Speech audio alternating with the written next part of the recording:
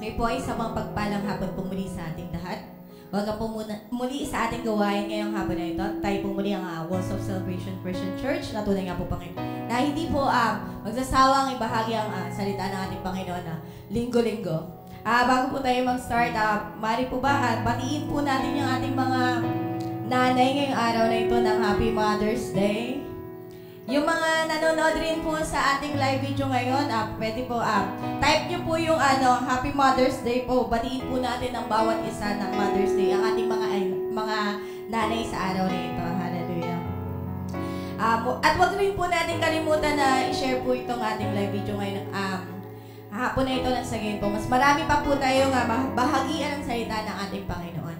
Bago po tayo mag-start, pangungunahan po muna tayo ng isang panalangin ni Sister Crystal. Alright, let us all arise and pray. Dear Lord, thank you for this day that you have given us. Thank you, God, that you have brought us all together again so that we can praise you in this Sunday afternoon. And right now, Lord, I would like to pray, Lord, that we be able to feel your Holy Spirit for this afternoon as we continue to praise and worship you. And Lord, I pray that may you touch each and everyone's hearts in this place, that your Spirit may fill us and we may feel you, oh God.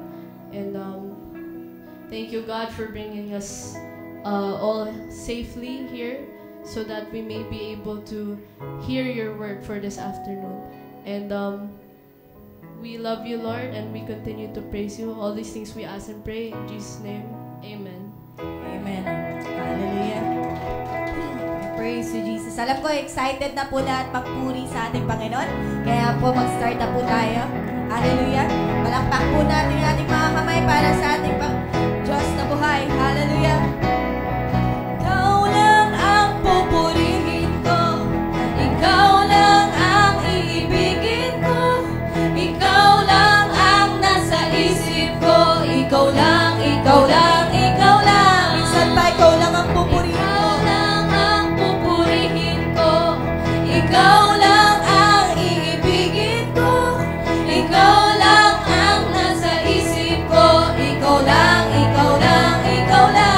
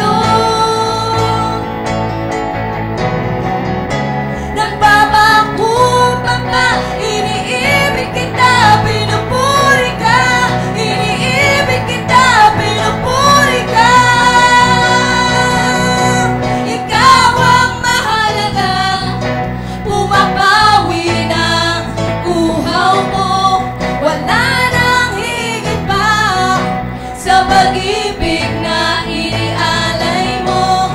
Ikaw ang mahalaga, siyang nagbibigay kalakasan ko.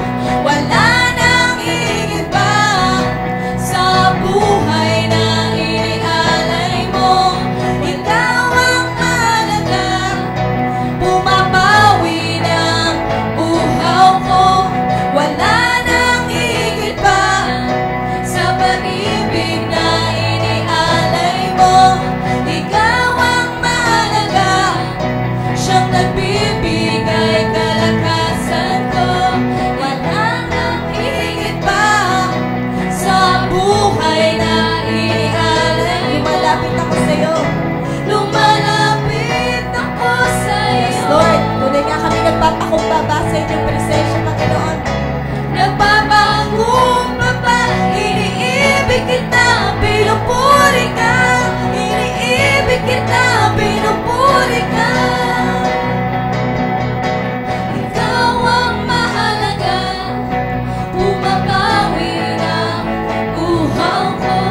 Wala nang higit pa sa pag-ibig na inialay mo. Ikaw ang mahalaga, siyang nagbibigay kalakasan ko. Wala nang higit pa sa buhay na inialay mo. Ikaw ang mahalaga, bumabawi ng uhaw ko. Wala nang higit pa sa pag-ibig na inialay mo. Ikaw ang mahalaga, siyang nagbibigay kalakasan ko. Wala nang higit pa sa buhay na inialay mo. Hallelujah. We praise you, Jesus. Tunay nga po, Panginoon, kayo lamang po ang tunay na pumapawi, Panginoon, sa aming kauhawan, Panginoon, Lord. Tunay nga po, Panginoon, na sa hapon na ito, kami na nandito, Panginoon, na nagpapakumbaba, Lord Jesus. Tunay nga po, Panginoon, kami uhaw sa inyong presensya para sa hapon na ito, Lord Jesus. Tunay nga kayong kumilos, Panginoon. Malayo po kayong kumilos, Panginoon, sa aming buhay, Lord Jesus. Hallelujah. We praise your name, Lord. Walang ibang nagmahal sa akin ng tulad mo. Pag-ibig mo'y wagas at di nagbabago.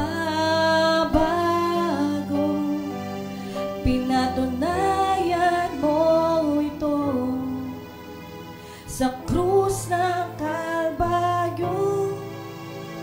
Kaligtasan sa'yo ay natamo. Dahil sa'yo tanging pagmamahal, ako ay natubos sa kasalanan. Sasambahin kita at pupurigin ka bilang tanda ng aking pagmamahal.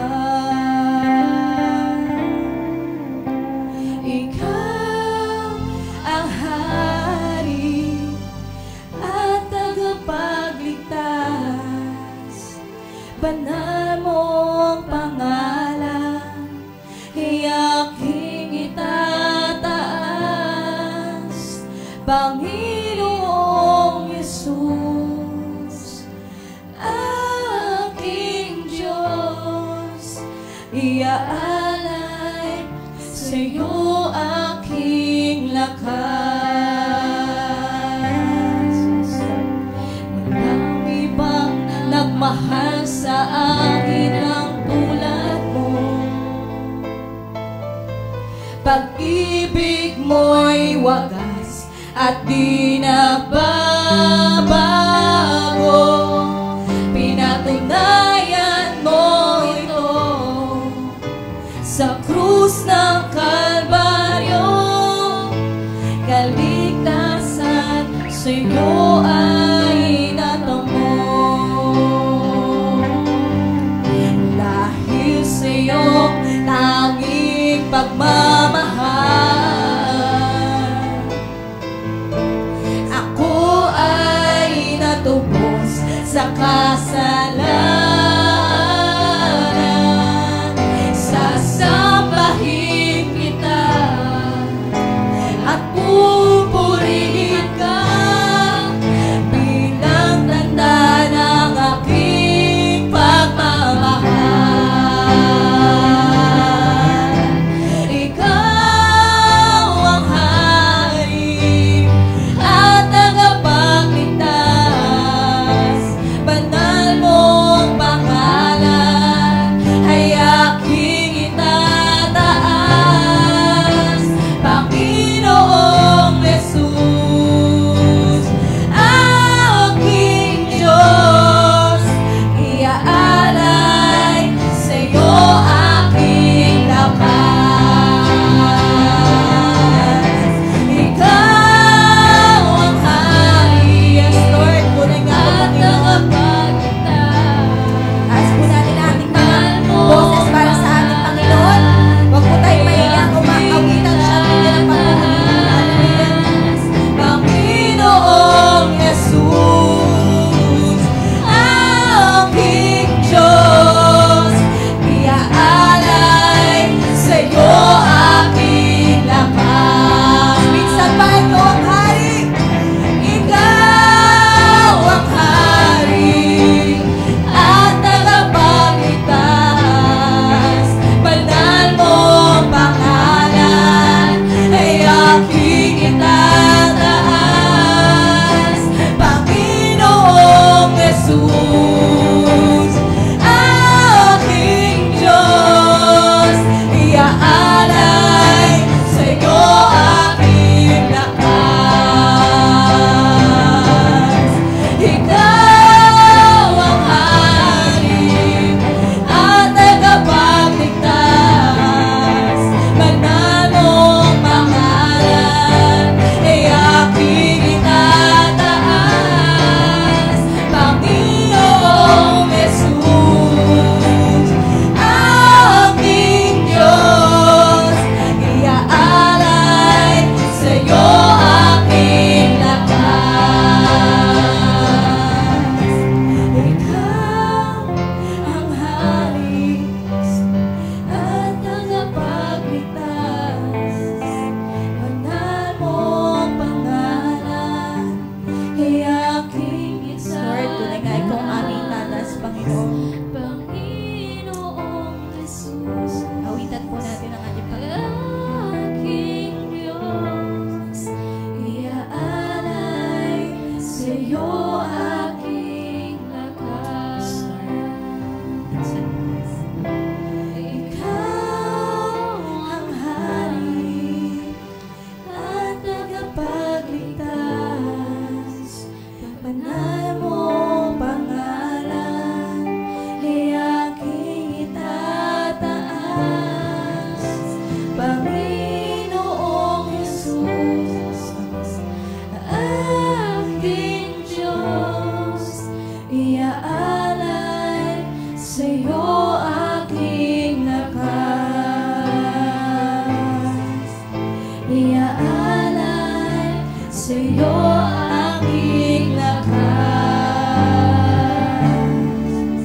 Iaalay sa'yo aking lakas.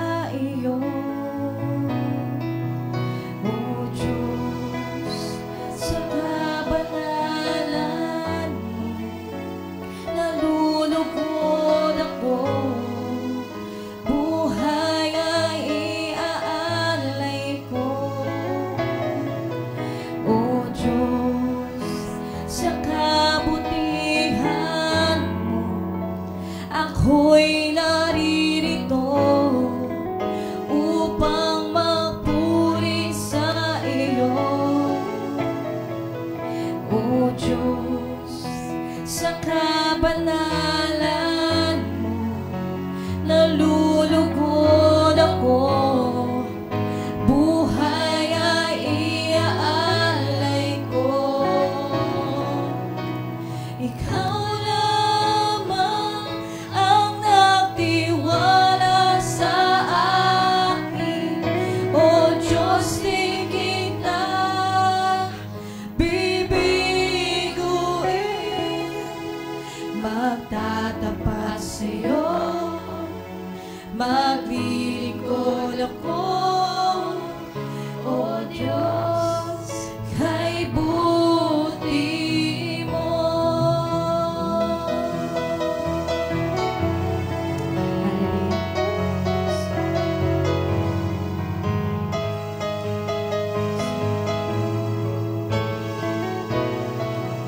O Diyos, sa kabutihan mo ako'y naririto upang magpuri sa iyo.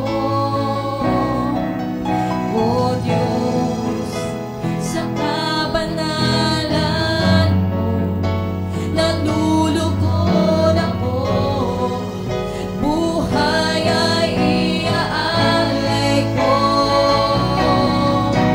Ikaw lamang ang nagtiwala sa akin, O Diyos, di kita bibiguin.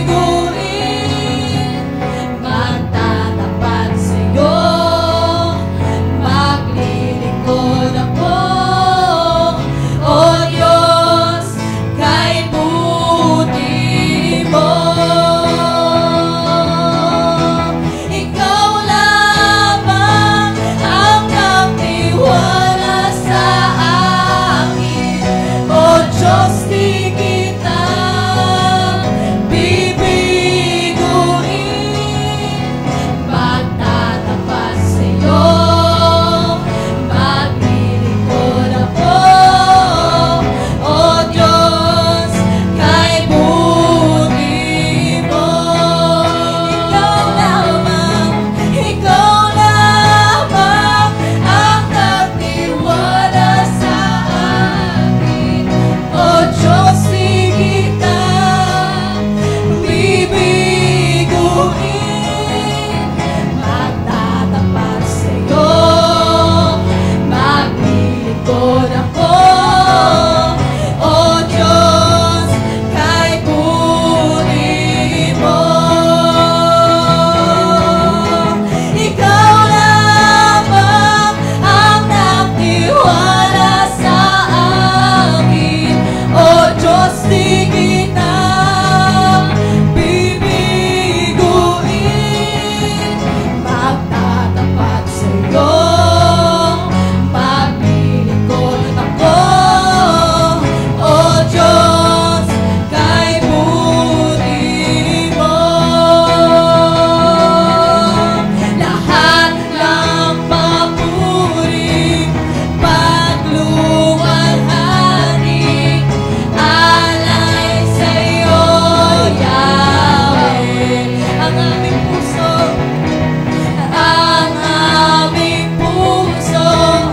at aming buhay, alay sa pagsamba.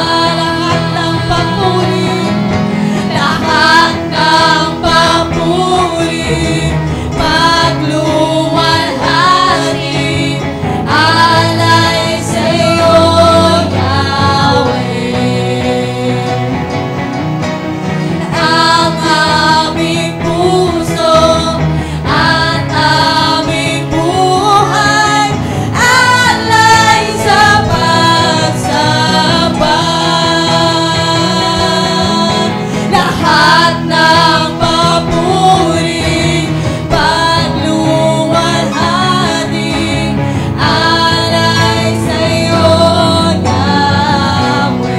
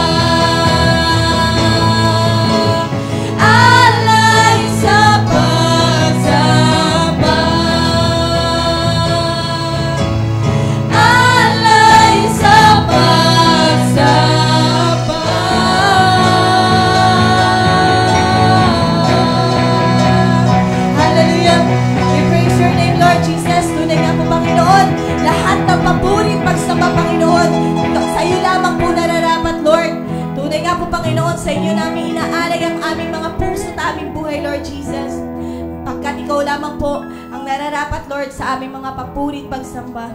Hallelujah. Sa malakas na papurit pagsamba para sa ating Diyos. Hallelujah. We praise your name, Lord.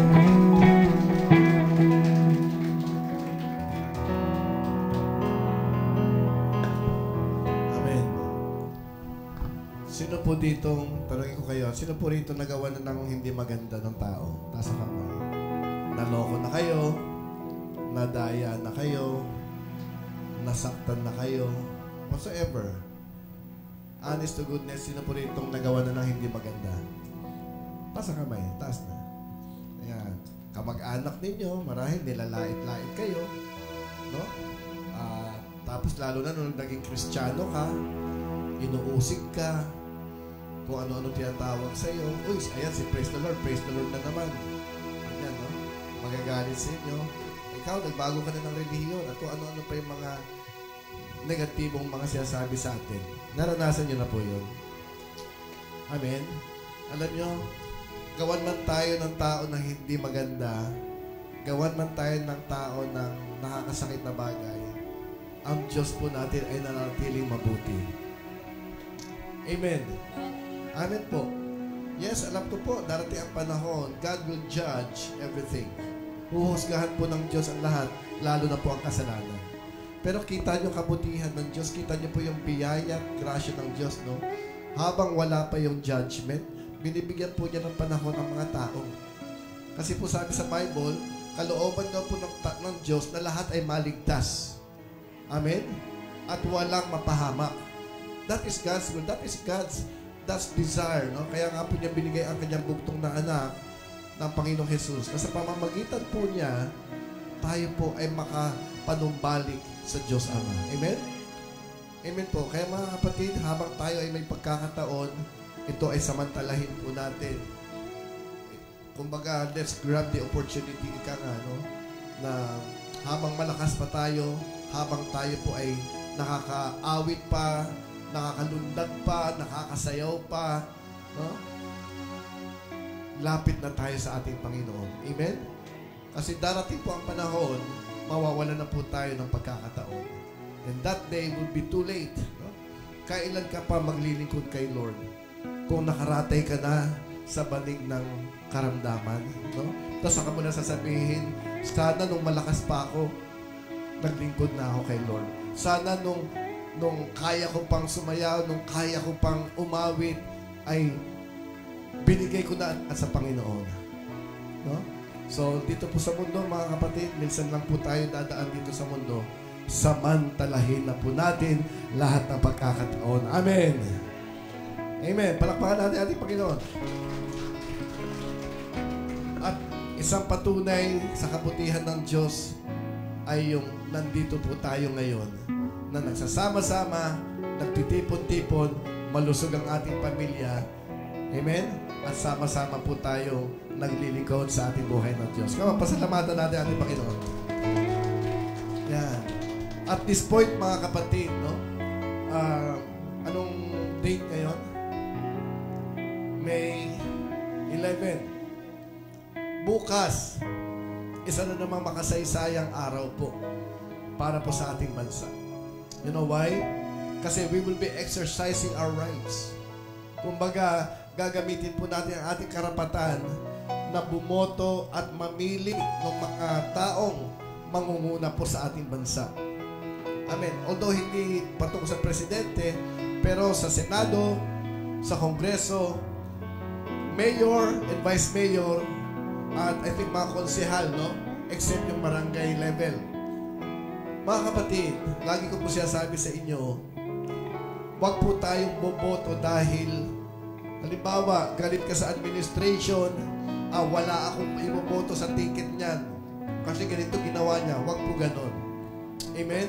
O di kaya, galit ka sa dating Pangulo, yung ginawa niya noon, ayoko, wala akong iboboto sa ticket niya. No. Let's pray. Amen. Kasi ang Diyos lang ang nakakaalam ng puso ng tao. Let's ask God for wisdom. Let's ask God for guidance. Kasi si Lord ay talagang makakapangusap sa atin. Ayaw na po natin magkamali. Amen. Ayaw na natin magkamali. Kaya nga po mga kapatid, ayaw natin magkamali. Hindi ko sinasabi nagkamali tayo noon. Kung nagkamali man, ayaw po natin magkamali sa pagpili. We may not be perfect, pero si God, kaya po niya mangusap sa atin. At pag-aralan po natin yung background ng mga tao. Ano na ba nagawa niyan? Okay? At higit sa lahat, listen, makinig kayo. Ito po, personal kong pakiusap. Iboto po natin yung kayang ipaglaban ang ating bansa. Yung kayang ipaglaban ang ating mga mamamayan. Amen? Yan. Iboto natin si Jesus. Kidding aside. So, at this point, mga kapatid, gusto ko pong magkapit-kapit tayo ng kamay.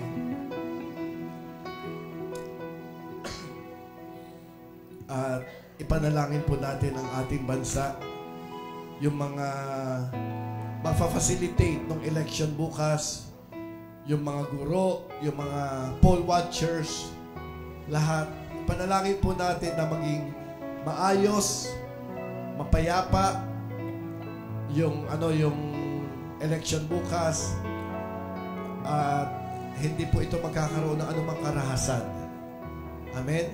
At kung sino man ang maluluklok, ay talagang tatanggapin po ng mga tao.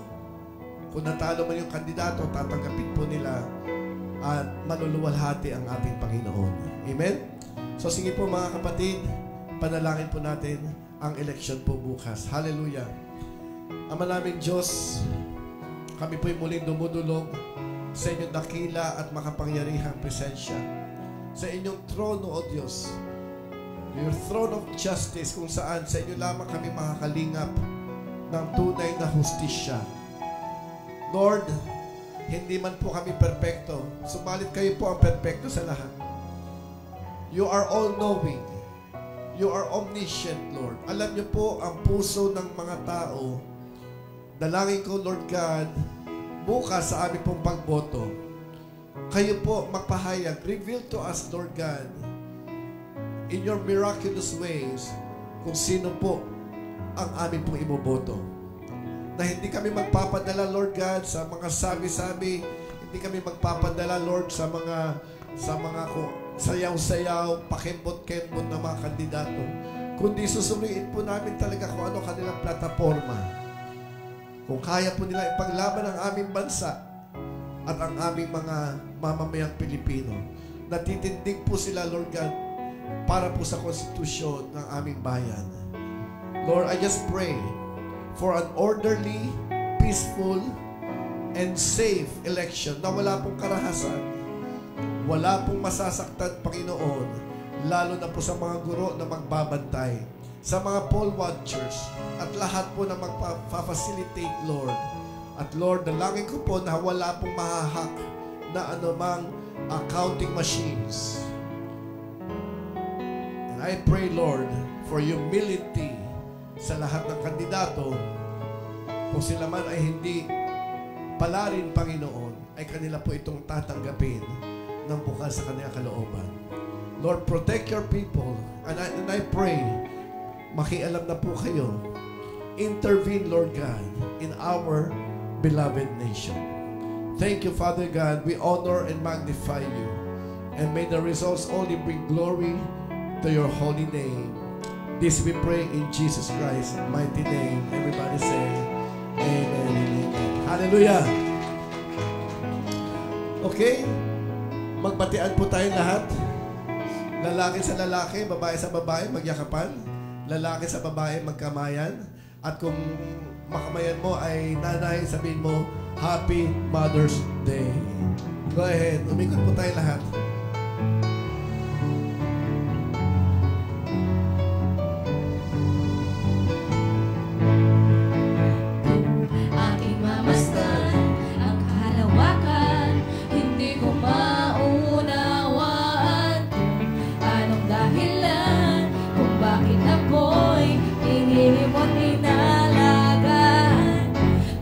Kayang isipin, hindi ko kayang sukatin.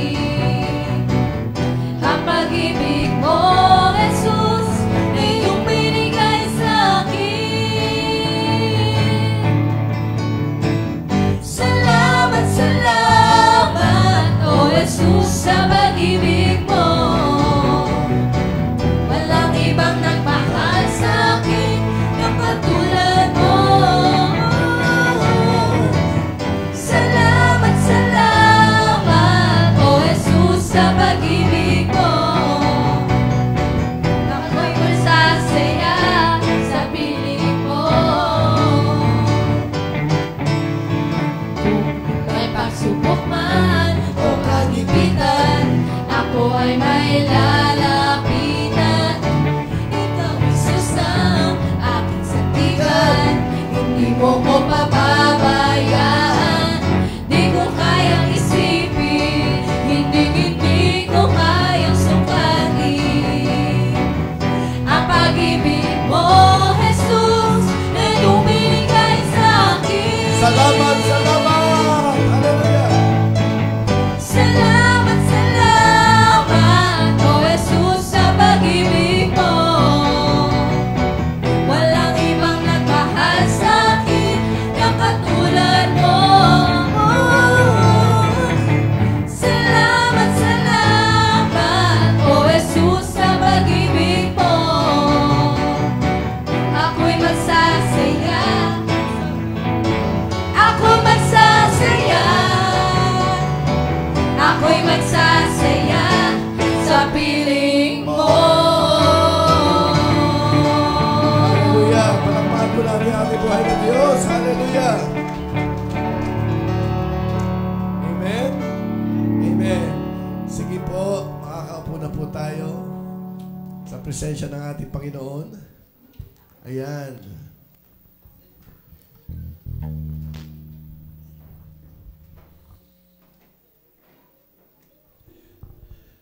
Okay, are you blessed? Sino pong pinagpala dito? Ayan, meron ng mga nakabalik galing sa bakasyon. Yung iba nasa bakasyon pa rin. Meron pa rin pong mga nasa bakasyon. And yung iba naman nasa outing. Okay lang yon kasi summer naman no? Although medyo nag-uulan na po, no? Kanina lang, medyo umambon-ambon na. Anyway, hindi ko na po patatagalin, mga kapatid.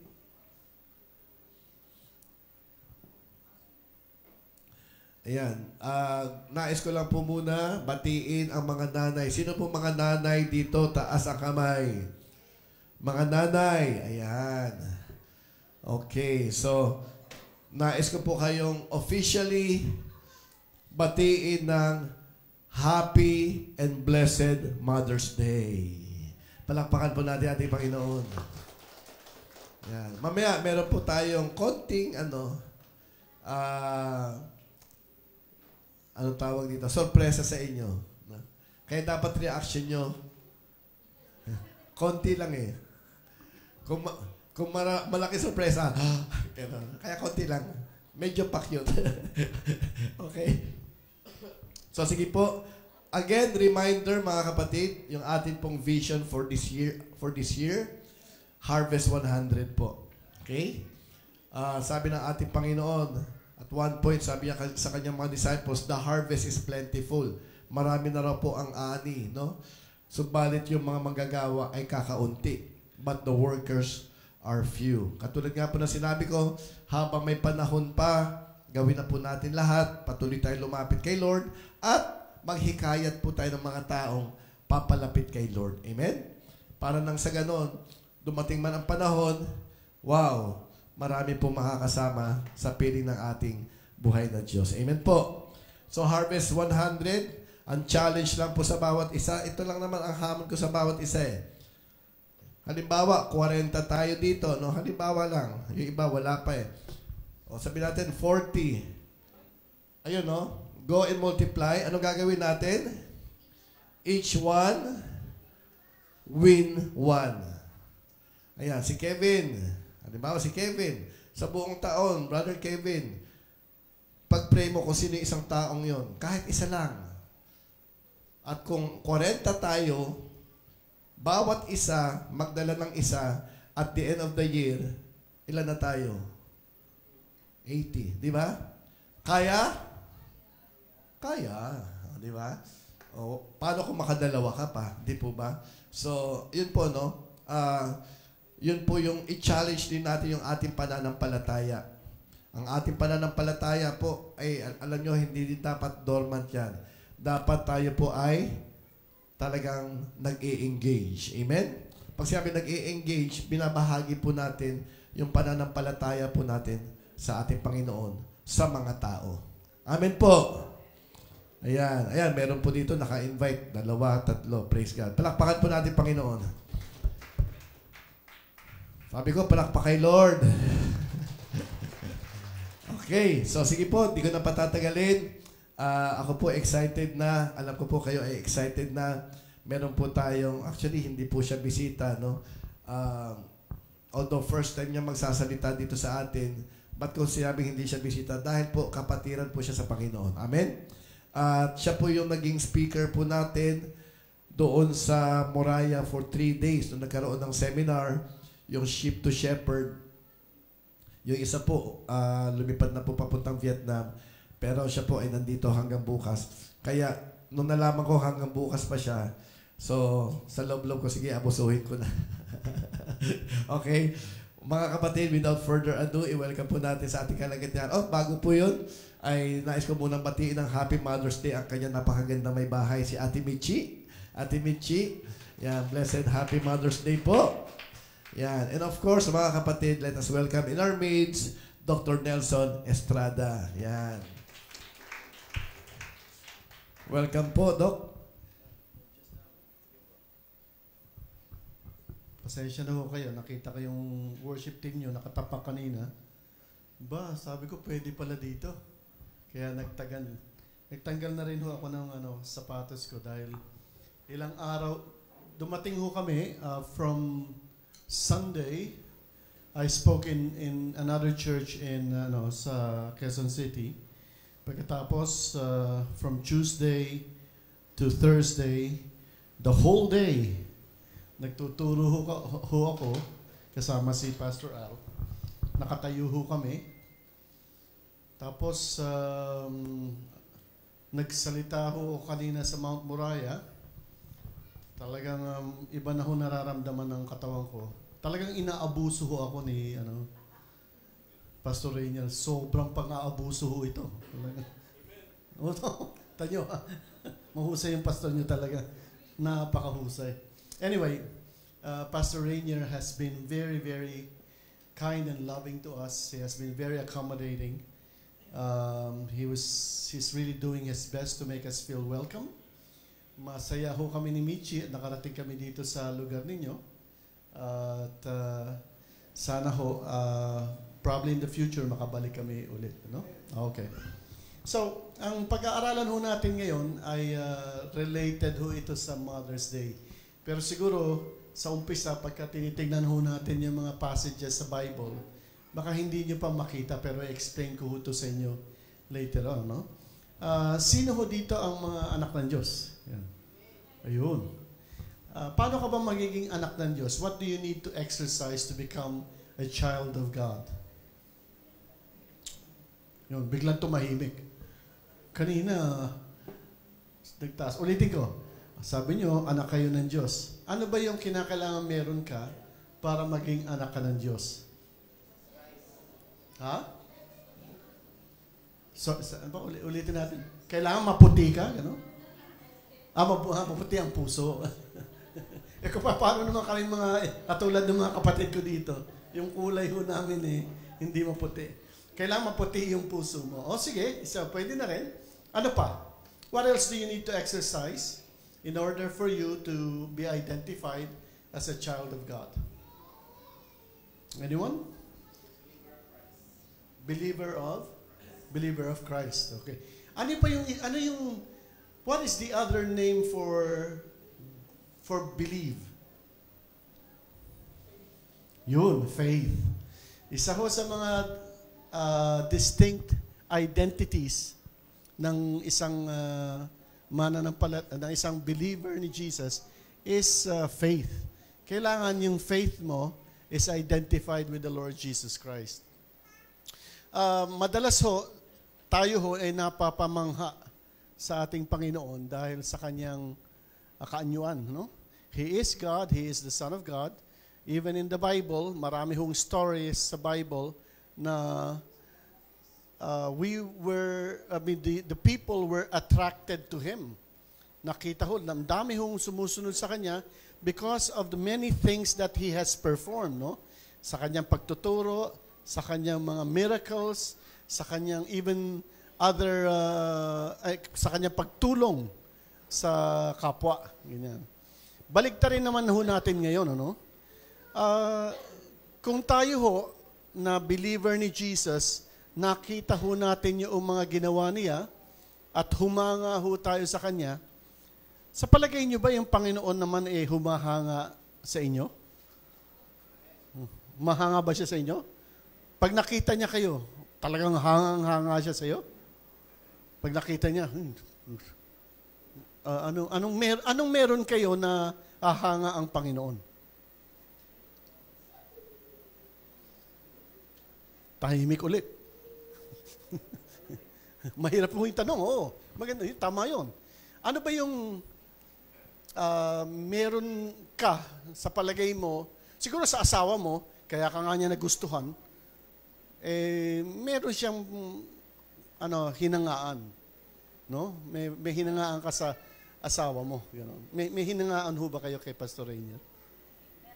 Meron, no? Pero matagal na yun. No? Buhay pa ba yun o patay na ho yung meron pa. Ganon. Magandang tanong ho yun, no? Kapag ka nakita ka ng Panginoon, meron siyang paghahanga sa iyo. Ano yun? Ano sa palagay mo yun? Anong kaanyoan yun? Faith. Kaya,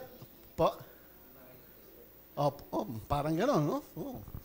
Kaya ko na itatanong ito, dahil meron hong story sa Bible na humanga yung Panginoon dito sa taong ito. At magugulat ho kayo, hindi ho siya disipulo. Hindi siya one of the apostles. He was not even one of the disciples of the Lord Jesus Christ. Ito ho ay yung, palagay ko alam niyo itong story. Alam niyo itong story na ito. This has something to do with the character of the centurion. Alam niyo yung centurion, the faith of the centurion. Meron hong dalawang passages dyan, makikita sa Matthew chapter 8, tsaka isa ho sa Luke chapter 7. So tingnan ho natin, sa Matthew chapter 8 muna. Babasahin ko sa inyo. Sundan nyo lang ho ako. Matthew chapter 8. Tingnan ho natin kung maifa-flash ng mga kapatid ho natin sa likuran. Yun. Okay. So, babasahin ko, tapos sundan nyo lang ako. Tapos i-explain ko ho sa inyo, no? Sabi ho dito, and I will be reading from the New International Version, sabi po dito, when Jesus had entered Capernaum, si Matthew ho nagkwekwento, si Mateo. Si Jesus daw ho, pumasok sa Capernaum, yung lugar na Capernaum. A centurion came to him, asking for help. Lord, he said, my servant lies at home, paralyzed, suffering terribly. Jesus said to him, gusto mo ba sumama ako sa iyo para pagalingin siya? Sabi ho niya, no? Tapos sabi ho ng centurion, Lord, I do not deserve to have you come under my roof. Nakakahiya ho kung pupunta kayo dito sa aking tahanan o sa aking bahay. Ano? Ang kailangan nyo lang hong gawin, but just say the word, and my servant will be healed. Sabi ho niya, for I myself am a man under authority. Sinasabi niya, ako rin ho. Makikita natin ho dito, ina-explain ko sino yung centurion. Yung centurion daw is a man of authority with soldiers under me. Meron hong mga sundalo na sumusunod sa akin. Ibig sabihin, sundalo rin siya na may rango at kaya niyang utusan itong mga na napapailalim sa kanya. Sabi ho niya, I tell this one, go, and he goes. And that one, come, and he comes. I say to my servant, do this, and he does it. Ganyan, no? Next slide, please. When Jesus heard this, nadinig ho ng Panginoon, sabi ho dito sa Bible, no? He was amazed. In other words, humanga ho siya. Ito yung sinasabi kong paghanga, no? Si Jesus ho mismo ang humanga doon sa centurion. Not the other way. Well, the centurion already believed in Jesus on what he can do. Pero dito napahanga ho niya ang ating Panginoon at sinabi ho niya doon sa mga katabi niya, truly I tell you, I have not found anyone in Israel with such great faith. I say to you that many will come from the east and the west and will take their places at the feast with Abraham, Isaac, and Jacob in the kingdom of heaven. But the subjects of the kingdom will be thrown outside into the darkness where there will be weeping and gnashing of teeth. Ang ginagawa ho ng Panginoon, kino-compare niya doon sa mga Sumusunod sa kanya, pero ang totoo hindi naman talaga nananampalataya sa kanya, parang ganyan. Tapos dito sa centurion, humanga ho siya doon sa sinabi ng centurion. He was amazed. Tapos dito sa verse 13, and Jesus said to the centurion, go, let it be done, just as you believed it would. And his servant was healed at that moment.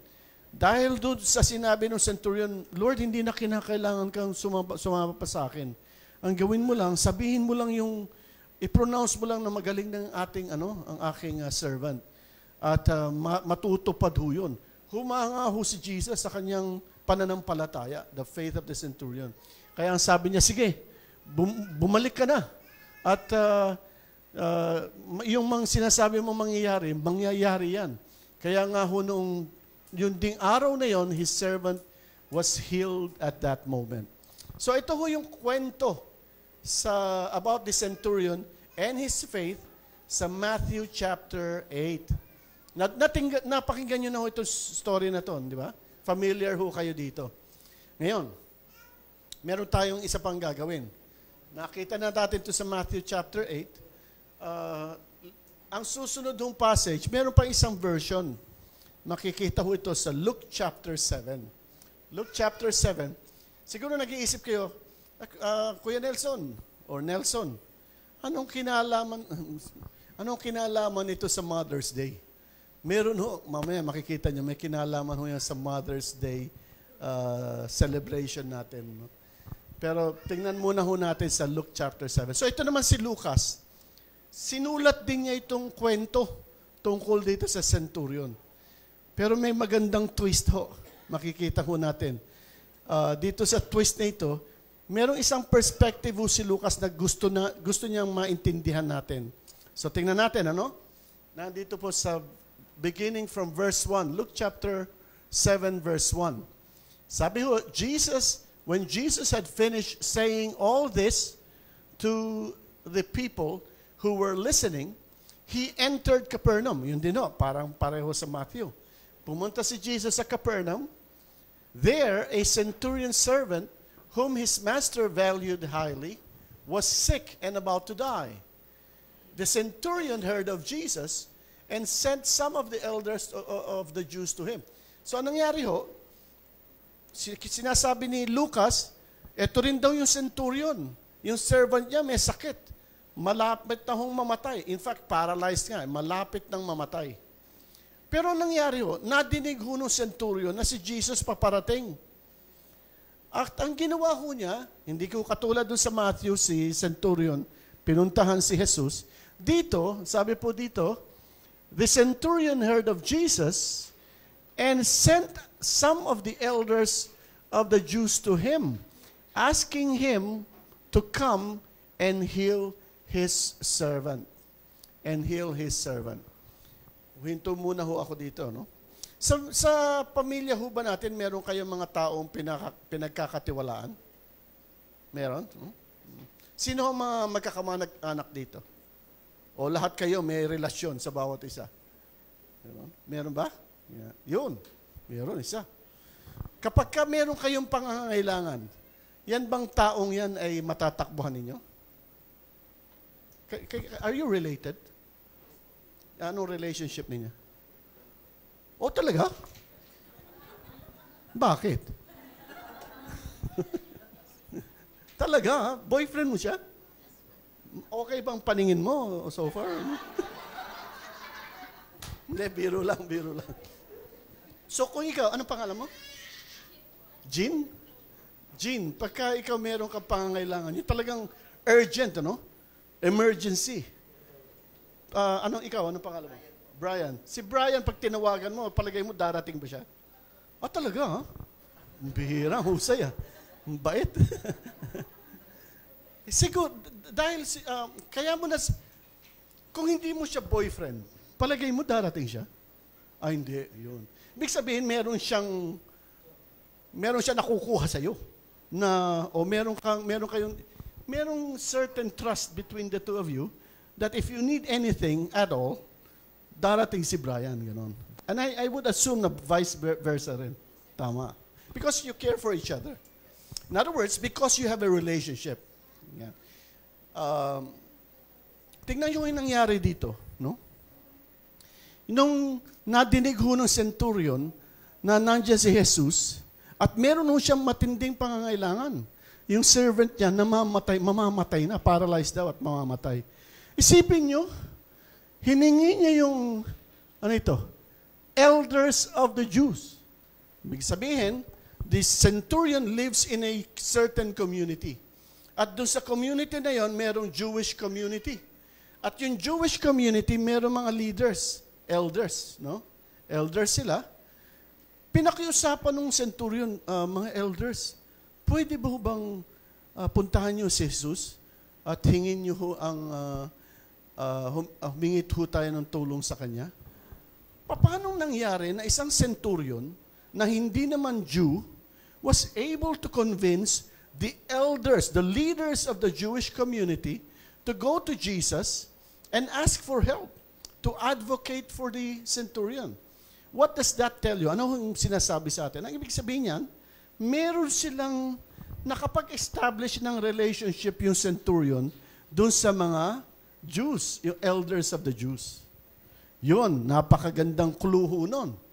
That the centurion, hindi ho katulad sa Matthew, it was the centurion who went to Jesus. Si Lucas may kinikwento siyang ibang perspective. Sinasabi niya, the centurion went to the elders of the Jews and to advocate for him. Pumunta kayo, pakiusap ko, pwede bang hiningin yung tulong ng ating ni Jesus, no? Tapos nagpunta yung mga elders of the Jews. Sabi ho dito verse 4. When they came to Jesus, they pleaded earnestly with him. Ano ang ibig sabihin ng pleaded earnestly? Ha? Lasing. Tama ba yun? Hindi ho. Pleaded earnestly, ibig sabihin nagmakaawa. So itong mga elders of the Jews, isipin niyo, nagmamakaawa pa. Kasi pwede namang, sige na nga, pagbigyan na natin itong centurion na ito. Liya, punta tayo doon. Tapos pagkadating kay Jesus, Jesus, alam mo, nahiya lang kami, pero pinilit lang kami nitong centurion na ito. Pwede ba pagbigyan na natin to? Hindi ho ganun. Ibig sabihin ho ng pleaded earnestly, nagmakaawa pa sila. So what does that tell you about their relationship? Ibig sabihin ho niyan, itong elders of the Jews na nagmamakaawa kay Jesus, talagang mahal na mahal ho nila yung centurion. Na they were doing their best to convince Jesus to come. Kaya kung sabi dito, sabi ho nila, alam mo ba Jesus, this man deserves to have you do this. Talagang deserving ho itong centurion na ito. Bakit? Kasi mahal na mahal ho niya ang ating bansa at pinatayo pa yung synagogue o yung pinaka-church nila. Bukas sino hong pupunta para bumoto? Yun. At alam nyo na ho kung sino iboboto ninyo. Tama? O manghuhula lang kayo. Para punuin na lang to. Matapos na ito. Ganun lang ba? Hindi. So pinag-aralan nyo yan at na-convince kayo na ito yung mga taong iboboto ninyo. No? Dito, sila ho, alam nila kung bakit sinasabi nila kay Jesus, sige na, tulungan natin itong centurion. Ano hong dahilan nila? The first one is that mahal ho niya ang ating bansa. Dapat nga, sabi ho ni Pastor Rainier, yung iboboto niyo, dapat mahal niya ang ating bansa. Tapos sabi pa dito, alam niyo yung centurion na yan, pinagawa pa yung ating iglesia. So, he not only loves our nation, but he also loves our religion. Sabi ng elders of the Jews. So si Jesus ho nakumbinsi. Sabi ho sa verse 6, so Jesus went with them. So sumama ang ating Panginoon, kasama ng elders of the Jews, siguro tuwan-tuwa yung mga elders of the Jews, because they were able to convince Jesus to come with them and heal the servant. Next slide, please. Tapos po, hindi malapit na rin ho sila doon sa bahay nung centurion. Biglang dumating ho yung mga kaibigan ng centurion. Sabi yun, no? The centurion, when friends say to him, meron na naman dumating. Sinalubong ho ating Panginoon, sabi nila, Panginoon, napag-utusan ho kami, nakiusap po yung centurion sa amin na kung pwede raw, wag na kayong pumunta doon sa bahay niya dahil nahihiya ho siya. Hindi ho natin alam kung ano ho yung, siguro, sabi dito, I do not deserve to have you come under my roof. Ang tingin ko ho dito is talagang tinitingala niya yung ating Panginoon. And for him to come to the centurion's house, a very humbling experience. So, kung pwede lang ho, dito na lang. Dahil sabi ho daw ho ng centurion, according to his friends, is sabihin mo lang, i-declare mo lang na magaling ng aking servant, and that will come to pass. Dun ho umanga ang ating Panginoon. Di ba sa Matthew, sinabi rin niya yon? Pero dito, yung mga friends ho nagsabi. No? Sabi ho dito, for I myself, but say the word, and my servant will be healed. For I myself am a man under authority with soldiers under me. I tell this one, go, and he goes, and that one, come, and he comes. I say to my servant, do this, and he does it. Verse 9, ito na naman yon. When Jesus heard this, he was amazed at him. And turning to the crowd following him, he said, I tell you, I have not found such great faith even in Israel. Then the men who had been sent returned to the house and found the servant well. So ano ang pagkakaiba sa Matthew and Luke, between Matthew and Luke? Sa Lucas ho, hindi ho nakita ng centurion si Jesus. Ang nakapag-usap po kay Jesus ay yung elders of the Jews and the centurion's friends. Ano ho ibig sabihin nito kung pinag-aaralan niyo mabuti, no? Kung nakakasunod ho kayo sa sinasabi ko. Ibig sabihin ho nito, ang sinasabi ho ni Lucas sa kanyang version is that this is not simply about the faith of the centurion. Yung faith ho natin, o faith to centurion, is not simply his confession that Jesus is able to heal. Pero ang sinasabi ni Lucas, the centurion was also able to establish a relationship with the people in the community. Anong meaning ho nun? Ang ibig sabihin niyan is that ang pananampalataya ng centurion ay hindi lang ho yung pagbigkas, kundi ang pananampalataya niya ay nakikita ho sa kanyang actions. Napatunayan niya yan by having a relationship with his community. Ilan na ho dito ang naka-attend na dito sa church na ito ng 10 beses? Oh, yun. Yeah. Huh? More than 11? 11 years. 16. Yun ang matagal na, no? Alam niyo ba, magugulat ho kayo, no? Ako, I've been a Christian since I was 17. Don't ask me how old I am. I've been a Christian when I was 17. But I've seen people who have been coming to church for many years. Pero sa church mo lang sila makikita as a Christian. Outside the church, hindi raw sila kilala ng mga taga-office, taga-school. Uy, talaga Christian pala yun? Ano ang ibig sabihin? Nakakahiya ho yun. So, Christian ka lang dito sa loob ng iglesia, pero paglabas mo dyan, kilala kang siga. O paglabas mo dyan, ikaw yung isnabero. O paglabas mo dyan, hindi nga nila kilala. Pero matagal ka na pala nakatira doon sa community mo, pagka may nagtatanong, kilala niyo ba si ganito? Hindi. Ayan lang, o dyan lang siya nakatira. Anong ibig sabihin ho nun? Your faith is a faith that is only found within or inside the church, but not outside the church. Yun ho ang pananampalatayang hindi ho nakaka-amaze kay Jesus. Ang pananampalataya na nakakapagpahanga sa ating Panginoon ay yung pananampalataya na hindi lang sinasabi, kundi ginagawa. You reach out to your communities. People know you that you are a Christian. Do you work? Do people know that you are a Christian at your workplace? Yeah. Yes, di ba? Yes, there you go. Dapat ganun. Yun ang faith that will amaze Jesus himself. A faith that is not only by confession, but a faith in action. You reach out to your community. Ganon. So, eto na ho. Siguro tinatanong natin, paano naman, anong relasyon niyan sa Mother's Day? No? Oo nga, no? Kasi alam niyo naman, this is simply a story about the faith of the centurion. Yung sumunod hong istorya dito, napakaganda ho. Tingnan ho natin yung next slide. Ano?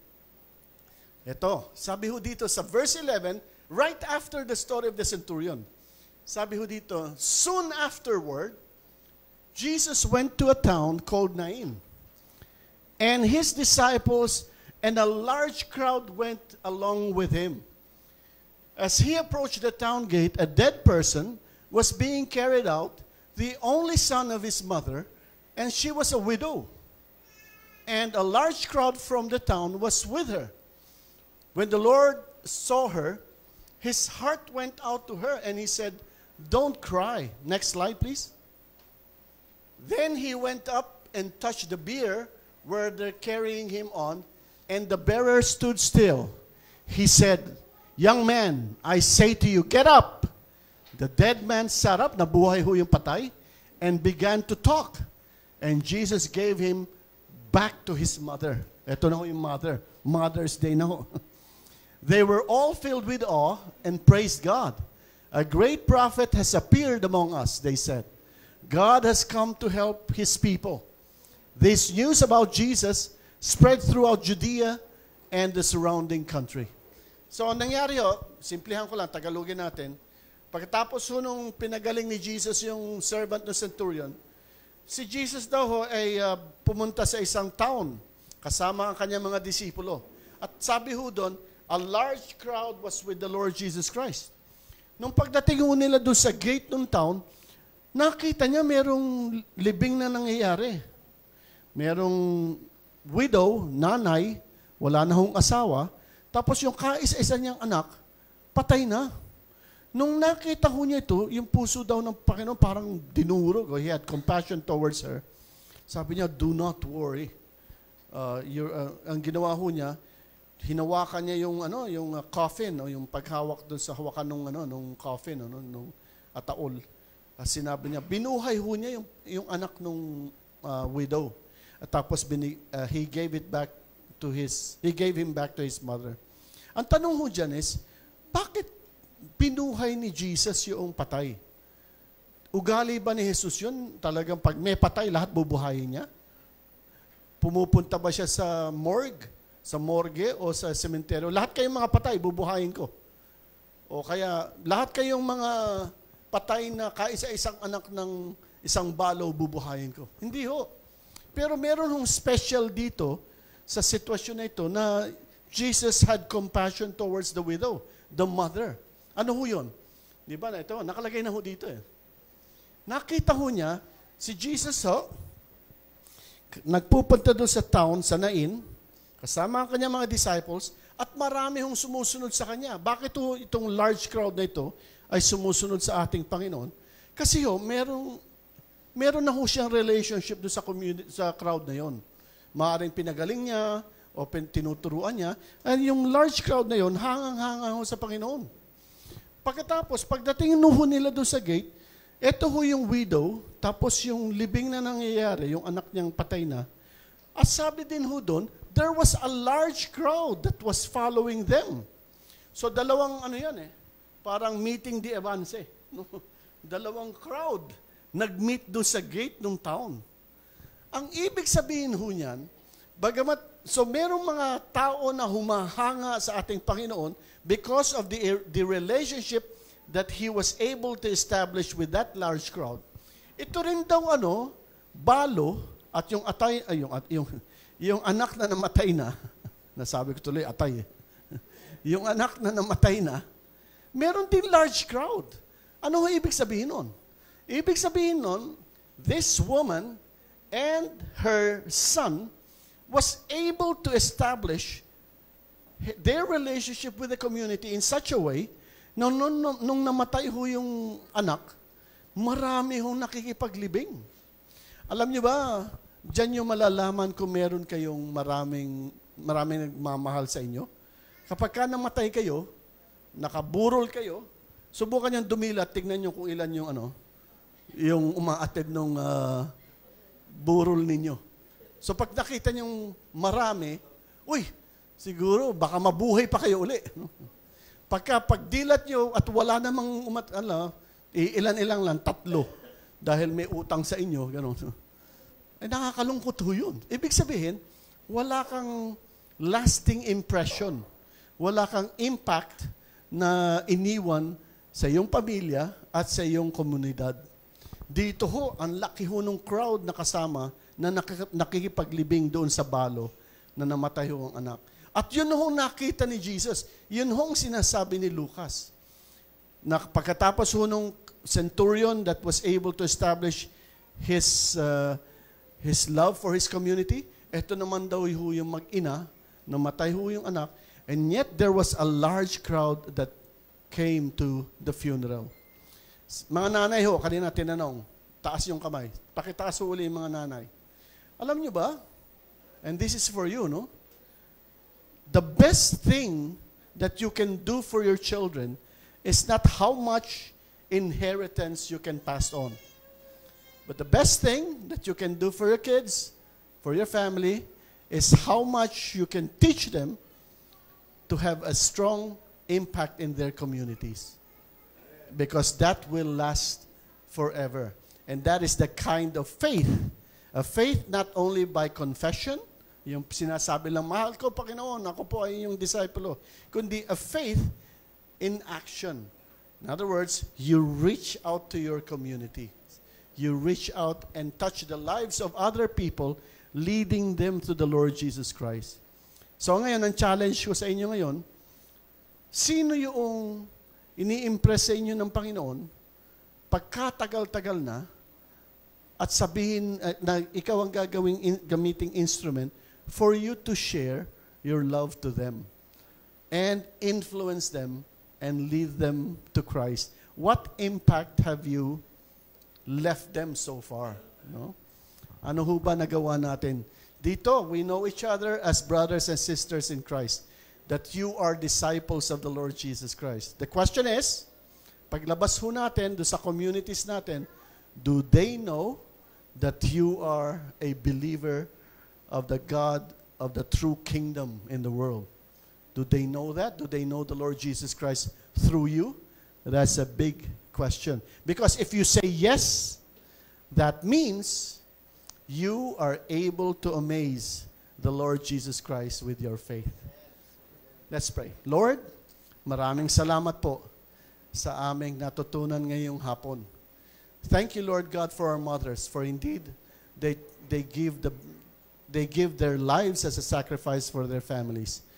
Yet again, Lord God, and this speaks to all of us, not only for mothers or parents. We pray that we will be able to truly amaze you with our faith. A faith of a confession, not as how much we can sing, how loud we can sing, and how loud we can proclaim about your lordship in our lives, but how much people we are able to show our discipleship by faith in actions. Thank you so much, Lord, for the presence of the Spirit. Again, Lord, I pray that you will bless this church. I pray that they will fulfill their calling of each one win one. And this indeed is the kind of faith that will amaze our Lord Jesus Christ. In Jesus' name we pray. Amen.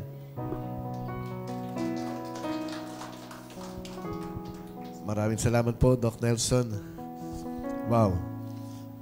Yan yung tinatawag na simple but powerful. No? Amen? Nabilas po ba kayo? So, ayan po, no? Actually, hindi until kaninang umaga, hindi ko po alam kung ano i-share ni Doc Nelson. Although, about Mother's Day, no? And yung shinare po niya kaninang umaga hanggang ngayon, pareho po doon sa Mount Moriah. Talagang sabi ko, Lord, praise God because we are on the right track. Amen? Ito pong ating vision for this year na Harvest 100, each one, win one. By the way, yung win, acronym po yan, Doc Nelson. Acronym. Yan po yung aming discipleship cycle. W is to witness. to witness about the resurrection of the Lord, to share the gospel, at pag na-share na yung integrate. Yan, invite sa church, sa fellowship, at pag na-invite, by God's grace, yung letter N is to nurture. Yan. Tuturuan na po, so on and so forth.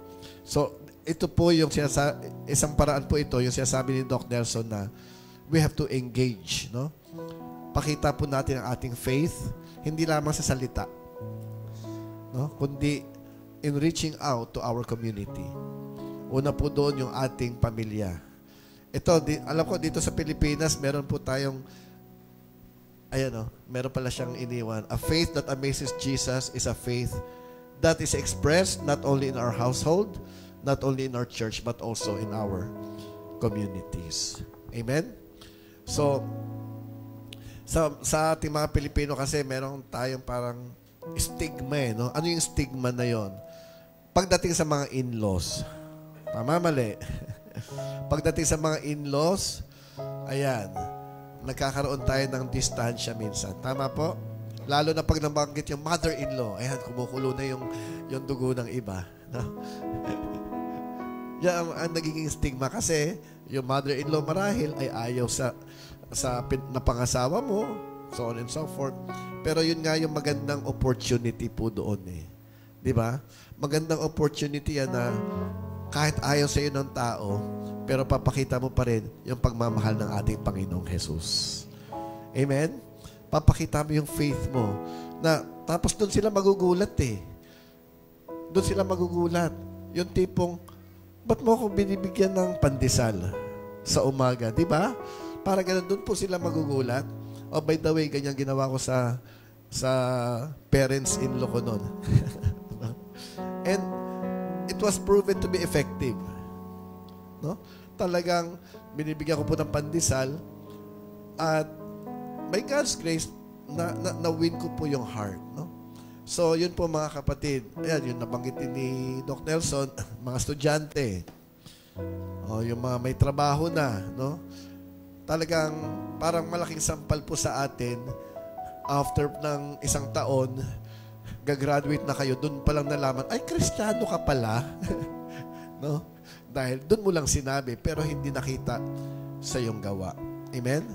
On the other hand naman, pag ikaw naman ay napagsasabihan ng hindi maganda, dahil magmula sa relihiyon, tumangkap ka sa ating Panginoong Jesus, kung dati ka manginginom, hindi ka na sumasama doon sa mga kainuman mo, dahil nagbago ka at pinagsasabihan ka ng hindi magaganda, doon din naman na-amaze ang ating Panginoon. Amen? Kung maninindigan ka sa katwiran ng Diyos. Amen po. So, yung punto po dito ni Doc Nelson na na-pick up ko, si Lord pala namamangha din po sa atin. Sa anong paraan?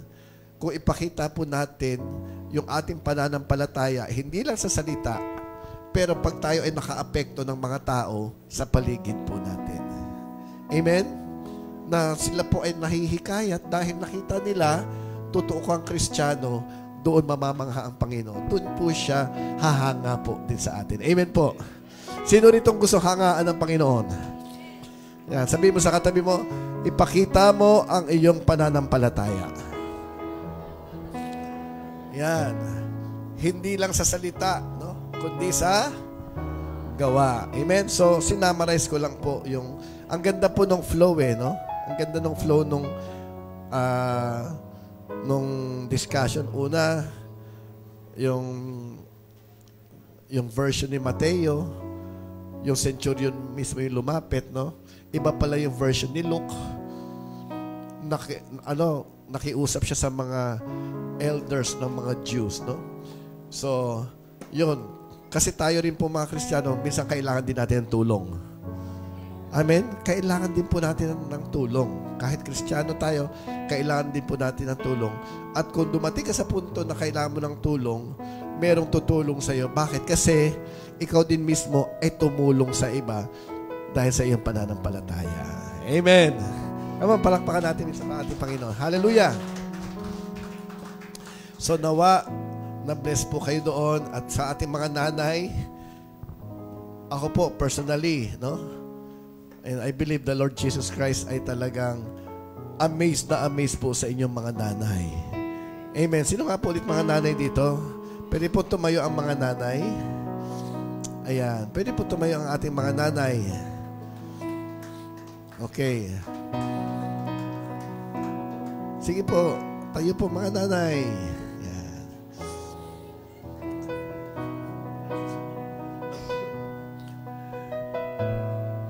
Alam niyo mga nanay, bakit po ako naniniwala na si Lord ay amazed na amazed sa inyo? Ask me why. Kasi napagtsatsagaan nyo kami mga tatay. Napagtsatsagaan nyo kami mga mister, no? At hindi lang po yun, talagang you are a source of our strength. Mga nanay, you are a source of our strength. You are a source of our inspiration. Amen? Inspirasyon po namin kayo. At you are a source of our joy. Yan. No? Kaya nga si Toto, pag nalulungkot yan, titingin lang yan kay Donna, eh, no? At sasaya na ulit si Toto. Di ba, Toto? Ayan. Meron maganda sinabi si Toto nung kinasal sila. Eh. Sabi niya ganyan, masaya na raw si Donna kasi nakapangasawa siya ng pogi.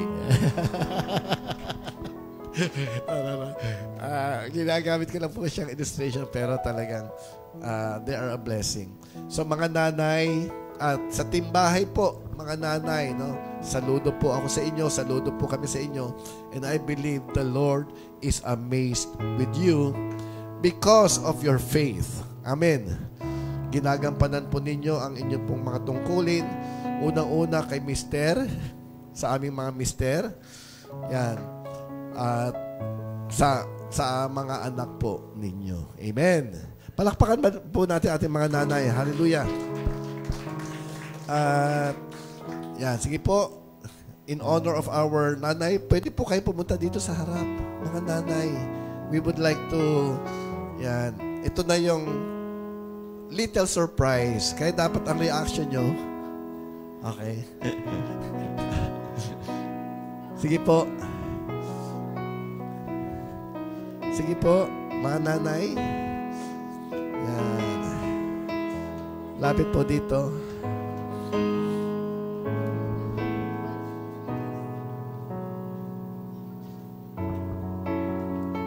Yan. Ilang mga nanay natin. Praise the Lord.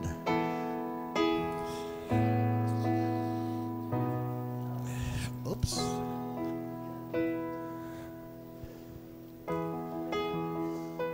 Yan.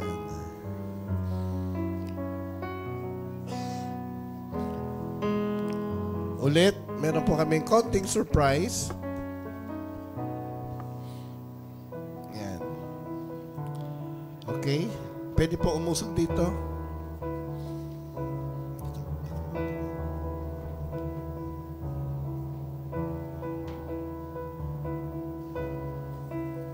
Okay.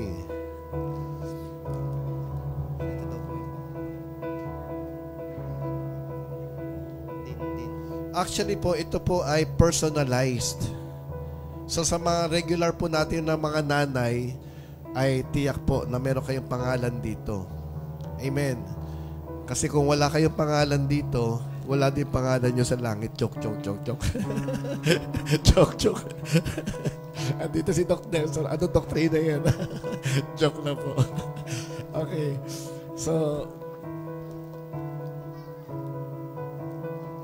Okay. So sige po. Una ay kay Dindin. Ayan. Si Dindin po ay aming pong may bahay. Hindi, lapit lang ate. Sige lang. Kay Doc Tess. My ex. Doc Nelson, she's my ex-girlfriend. My ex-girlfriend. Ate Megan. Ayan. Okay. Lagot ka mamaya, ha? Lagot ka mamaya. Okay, kanino?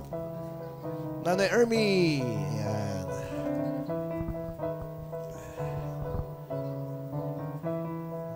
Kay Sister Josie. Kay Kay Ate Malu.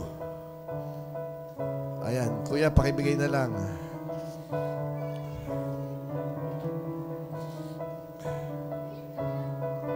Sister Edlin. Manang Rose. Manay Nelda. Si Sister Araceli, wala pa. Fiona, nasa bakasyon pa.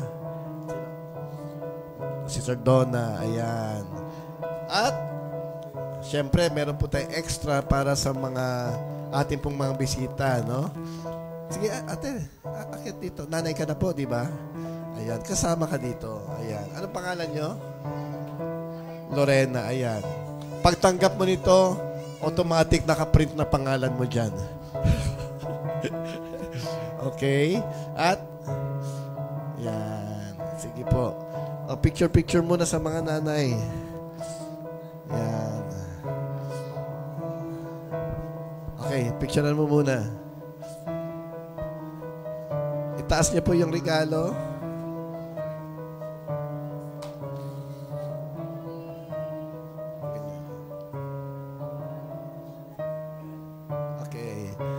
Okay, palakpakan po natin ang mga nanay.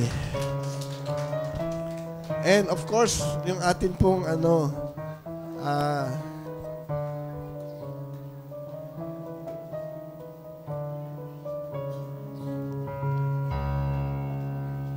pwede pong tawagin si Ate Michi.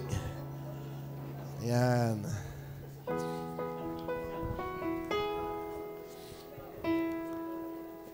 We'd also like to honor. Yan. Ate Michi, Happy Mother's Day po. Yan. And, okay. Okay. Picture po.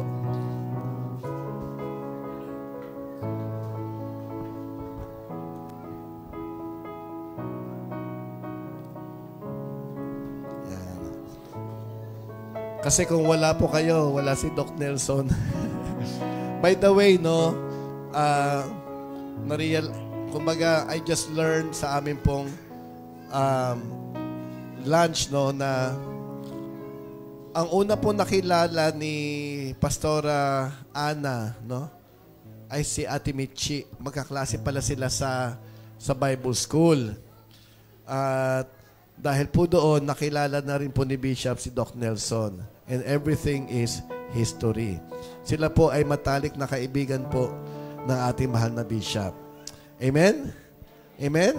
So, praise God for those divine connections. Okay, so palakpakan po natin ating Panginoon. Okay, sige po. Ano nang sunod? Okay, sige po. Pwede po bang tawagin ko na yung mananalangin para sa ating pagbibigay sa hapon na ito?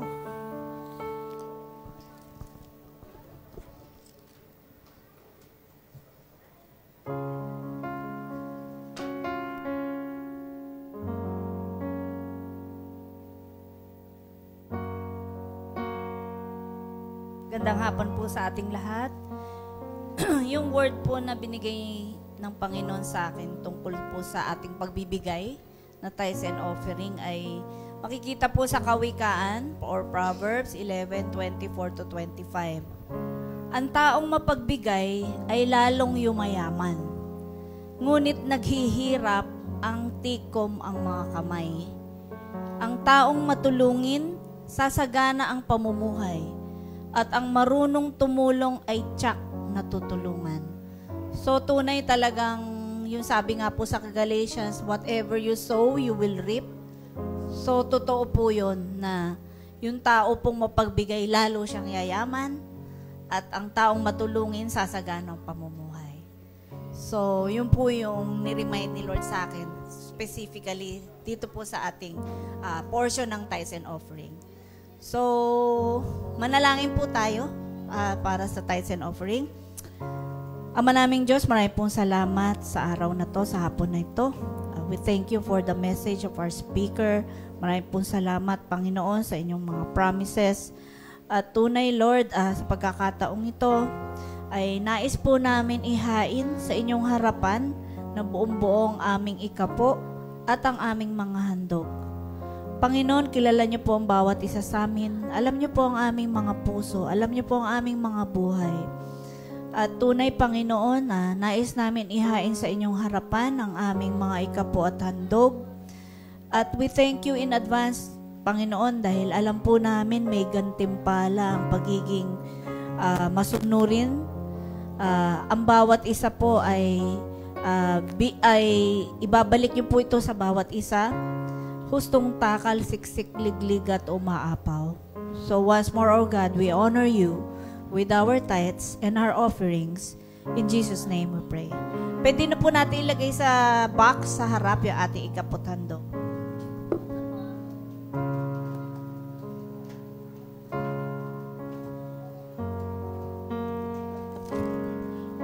Okay po. Meron po bang nanay na hindi nabigyan? Mamaya po. O nga pala, si Mama Anita, maraming anak yan. Maraming anak yan. Ba't hindi niyo pinalapit? Okay.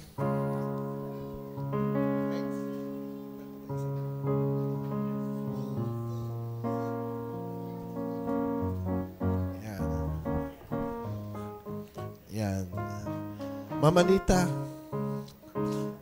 marami po kayong anak. Yan. Kasama po kayo dito. Hindi ko napansin wala kayo. Hindi kayo lumapit. God bless po.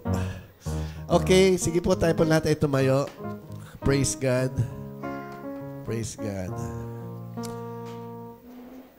So ulit po, sinong gusto hangaan ng Panginoon dito? Alam nyo, nagulat ako, no? Pwede pala tayo hangaan ni Lord. Tayo hangang-hanga tayo kay Lord, di ba? Tama po. Pero si Lord din pala na humahanga sa atin, no? Pag naipakita po natin ang tamang pananampalataya. At ito po yung umaabot sa ating kapwa. Amen? Ulitin ko, one-liner. Kalimutan ko. Ang tunay na pananampalataya ay yung umaabot sa ating mga kapwa. Amen. Hindi lang sa salita, kundi ito po ay naipapakita sa ating mga gawa. At doon po maiengganyo yung mga tao. Doon po sila maiengganyo. Bakit? Tingin kayo, sasabihin, marami kasing nagsasabi, lika, attend kayo sa church namin, no? Para magbago ka. Pag binalik sa'yo, ikaw ba nagbago na? Diba? Ang hirap no? Para kang sinampal. Pero kahit hindi mo sabihin magbabago sila, pero the fact na nakita yung pagbabago po sa atin at gusto rin po natin silang abutin, doon po sila mas makukumbinse na ang kapangyarihan ng Diyos ay totoo na nakakapagpabago kung tayo ay mananalig sa Kanya. Amen? Kaya mga kapatid, ako po ay hindi nag-aalangan na maabot natin itong 100 na ito. Amen? Kasi alam ko po, ang bawat isa ay hindi lamang may pananampalataya na sa pananalita, pero pinapakita ito sa mga gawa. Amen. Palakpak minsan pa sa ating Panginoon. Hallelujah. Okay, iunat po natin ating kamay sa ating pagbibigay. At tayo po lahat ay manalangin. Panginoong Jesus, maraming salamat po sa simpleng mensahe po ninyo. Subalit makapangyarihan, Lord God, na kami po pala ay hinahangaan po ninyo. Hindi po dahil sa galing namin magsalita, hindi po dahil sa pananamit po namin, O Diyos. Subalit, Lord, kung maipakita pala namin ang tunay na pananampalataya that touches people around us. Yung pananampalataya, Panginoon, na that is something contagious, nakakahawa, O Diyos. dahil naaabot po namin ang mga tao na hindi lamang namin sa kanila sinasabi na mahal nyo sila, Panginoon, subalit napapakita po namin ito sa pamamagitan po ng aming mga gawa. At Lord, nakikita rin po nila ang pagbabago po sa amin. At doon po pala kayo namamangha, Panginoon. Kung makita po ninyo, ang pananampalatayang iyon ay buhay po sa amin. Kaya Lord, dalangin ko, yung mensahe pong ito ay patuloy po namin pong maisapamuhay araw-araw. Sa lahat ng aming makakasalamuha, Lord, saan man kami pumaroon, ang pagiging Kristiyano, Lord God, ay hindi po namin iiwanan dito sa loob ng church, kundi dadalhin po namin ito sa lahat ng lugar saan man kami magtungo, na si Kristo ang makikita sa amin at maaabot po namin ang mga tao sa aming paligid. At Lord, I lift up to you this giving right now. Salamat din po sa katapatan ng inyong mga anak. Lord, salamat sa pagpapala po ninyo sa aming kanya-kanyang trabaho, negosyo, o ano makabuhayan po namin. At Lord, nakikita po ninyo ang pananampalataya din ng bawat isa sa pamamagitan po ng pagbibigay. At alam po namin, Lord God, lahat po ito ay may kakayanan po kayong ibalik sa amin. May kakayanan ka pong pagpalain po kami ng higit pa, O Diyos, nang sa ganun kami po ay patuloy na maging pagpapala po sa maraming tao. Lord, I lift up to your people right now. Itaas po natin ating kamay sa Diyos. Hallelujah. Panginoong Jesus, I declare the blessing of God and the blessing of heaven upon each one today. Spirit, soul, and body, materially and financially, lahat ng aspeto ng aming buhay, Panginoon, ay hipuin po ninyo, pagpalain ninyo, Lord God. Salamat, O Diyos, at sa aming pong paghiwa-hiwalay, hindi lamang dito sa lugar na ito, kundi pati na rin po sa kanilang tahanan. Lord, abutin nyo rin po sila na inyong dakilang pagpapala at kapangyarihan. At Lord, sa mga nanay, dalangin ko po, patuloy po ninyong pagbasbas, kalakasan, at patuloy pong pagtsatsaga, Lord God, at pananampalataya na nagniningas, Lord God. At ito po ay tunay nga po na makakaapekto sa aming mga anak, sa aming pamilya, at lalakas din po ang pananampalataya. We thank you, Lord God. We honor and magnify you. We commit to you the rest of the afternoon and evening and the rest of the week. We declare this week blessed, especially tomorrow.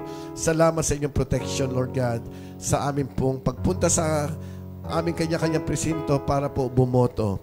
Salamat, Panginoon. Ito po ay aming samot na langin sa pangalan ni Kristo Jesus. Lahat po ay magsabi ng Amen and Amen. God bless all of you in Jesus' name. Amen. Hallelujah.